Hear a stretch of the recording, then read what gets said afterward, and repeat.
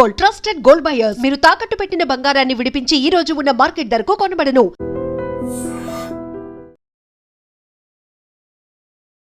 నమస్తే. Social media influencer Nandu's world పేరుతో social మీడియాలో రెగ్యులర్గా పోస్టులు పెట్టి, అంటే ఫన్ వీడియోలు పెడతారు. వైఫ్ అండ్ హస్బెండ్ అందరికీ సుపరిచితమే, లక్షల్లో ఫాలోవర్స్ ఉన్నారు. వీళ్ళు జాబ్స్ ఇప్పిస్తామని చెప్పి యూకేలో మీకు జాబ్స్ ఇస్తాం, వీసాలు మీకు ఇప్పిస్తామని చెప్పి లక్షల్లో డబ్బులు వసూలు చేశారు. తర్వాత మొహం దాటేశారని చెప్పి వాళ్ళ మీద ప్రస్తుతం కేసులు నమోదవుతున్నటువంటి పరిస్థితి ఉంది. యాక్చువల్గా వారం రోజులకి చర్చ జరుగుతుంది. గతంలో కూడా ఒకసారి చర్చ జరిగితే వీళ్ళే ఒక వీడియో చేశారు. మా మీద దుష్ప్రచారం చేయడానికి కొంతమంది ఇలాంటి అసత్య ఆరోపణలు చేస్తున్నారు, దీన్ని ఎవరు నమ్మకండి అని చెప్పి ఆల్రెడీ చేశారు. అది సద్దుమణిగింది అనుకునే లోపే మళ్ళీ ఒకసారి ఇది చర్చకు వచ్చినటువంటి పరిస్థితి ఉంది. అంటే ఈ నందు అలాగే మధుకర్ వీళ్ళిద్దరూ భార్యాభర్తలు. సోషల్ మీడియాలో చాలామందికి తెలిసినటువంటి వాళ్ళు రెగ్యులర్గా, ఎందుకంటే వాళ్ళు ఇన్స్టాగ్రామ్లో కావచ్చు, వీళ్ళు ఈ వీడియోలన్నీ కూడా రెగ్యులర్గా చేస్తూ ఉంటారు. మొన్న రీసెంట్గా రిలీజ్ అయినటువంటి మనశంకర్ వరప్రసాద్లో కూడా ఆ నందన అనే ఆమె ఒక మంచి క్యారెక్టరే ప్లే చేశారు ఆ సినిమాలో. సో అంటే కొంచెం ఆమె పట్ల నమ్మకం ఉంది.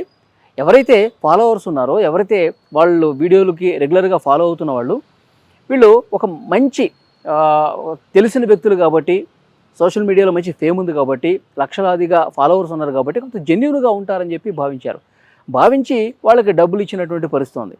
యాక్చువల్గా వీళ్ళు ది డెస్టినీ అనే పేరుతో ఒక కన్సల్టెన్సీని ఏర్పాటు చేసి యునైటెడ్ కింగ్డమ్ అంటే యూకేలో మీకు జాబ్స్ ఇస్తాం, వీసాలు ఇప్పించి మిమ్మల్ని జాబ్లో జాయిన్ చేపిస్తామని చెప్పి వీళ్ళు జాబ్ ఆఫర్ చేశారనమాట. అంటే COS అంటారు, సర్టిఫికేట్ ఆఫ్ స్పాన్సర్షిప్. అంటే జాబ్ వీసాలు ఇప్పించే పరిస్థితి వీళ్ళు తీసుకున్నారనమాట.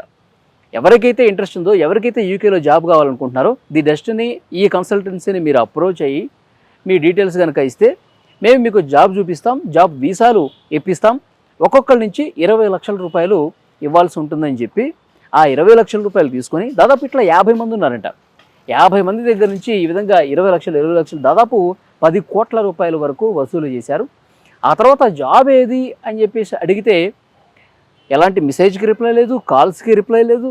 తర్వాత వాళ్ళు ఎవరైతే డబ్బులు అడుగుతున్నారో కనీసం మేము ఇచ్చినటువంటి డబ్బులైనా మీరు వెనక్కి ఇచ్చేయండి అని చెప్పి అడిగితే వాళ్ళ నెంబర్లు కూడా బ్లాక్ చేశారని చెప్పి ప్రస్తుతం ఎవరైతే బాధితులు ఉన్నారో వాళ్ళు చెప్తున్నటువంటి మాట.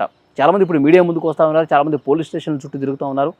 ఈ నందూస్ వరల్డ్కి సంబంధించినటువంటి ఈ ఇద్దరు కూడా భార్యాభర్తలు మా దగ్గర నుంచి లక్షల రూపాయలు తీసుకున్నారు, మాకు జాబ్ ఇప్పిస్తామని చెప్పారు, కానీ మొహం దాటేశారు, మా డబ్బులు మాకు ఇప్పించండి, వాళ్ళు మోసం చేశారని చెప్పి పోలీస్ స్టేషన్ చుట్టూ ప్రస్తుతం తిరుగుతున్నటువంటి సిచ్యువేషన్ ఉంది.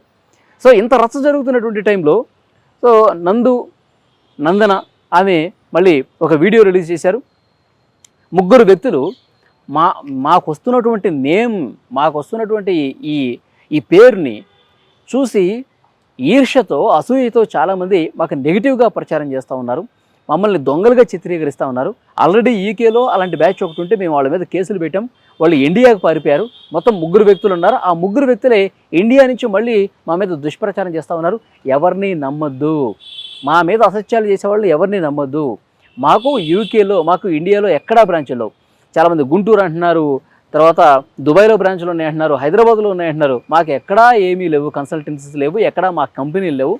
కేవలం మాకు యూకేలోనే 6-7 కంపెనీలు ఉన్నాయి. ఆ కంపెనీలు కొన్ని కంపెనీలతో మేము టైఅప్ అయి ఉన్నాం. మేము కొంతమందికి జాబులు ఇప్పించాం, భవిష్యత్తులో కూడా ఇప్పిస్తాం. మేమంటే గిట్టిన వాళ్ళు దుష్ప్రచారం చేస్తున్నారు, దీన్ని నమ్మకండి అని చెప్పి ఒక వీడియో ఈ విధంగా ప్రచారం జరుగుతున్న టైంలో వాళ్ళు వీడియో రిలీజ్ చేశారు. సో ఏది నమ్మాలో, ఏది వాస్తవం, ఏది అవాస్తవం అనేది తెలియనటువంటి పరిస్థితి ఉంది. సో చాలామంది బాధితులు కూడా మాట్లాడుతూ ఉన్నారు, వాళ్ళు ఏ విధంగా మోసపోయారు, ఏ విధంగా అప్రోచ్ అయితే వాళ్ళు ఏ కంపెనీలో ఈ జాబ్ ఇప్పిస్తామని చెప్పారు, తర్వాత ఆ డీటెయిల్స్ అన్నీ కూడా మీడియాకి ఇస్తున్నటువంటి పరిస్థితి ఉంది. సో చాలామంది అడుగుతుంటే ఒక 2-3 లండన్కి పిలిపించే ప్రయత్నం కూడా ఈ భార్యాభర్తలు చేశారంట.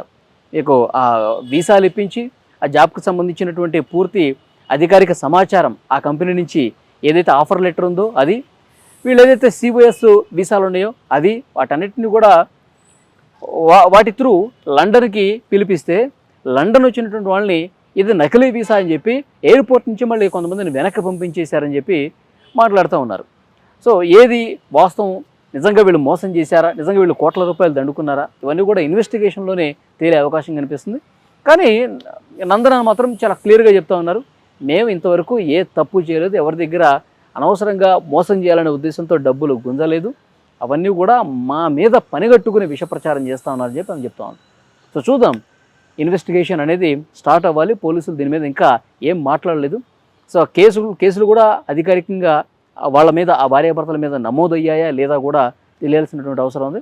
తర్వాత పోలీసులు దాని గురించి క్లారిటీ వస్తే కానీ ఏమన్నా ఫర్దర్ అప్డేట్స్ బయటకు వచ్చే అవకాశం కనిపిస్తూ ఉంది.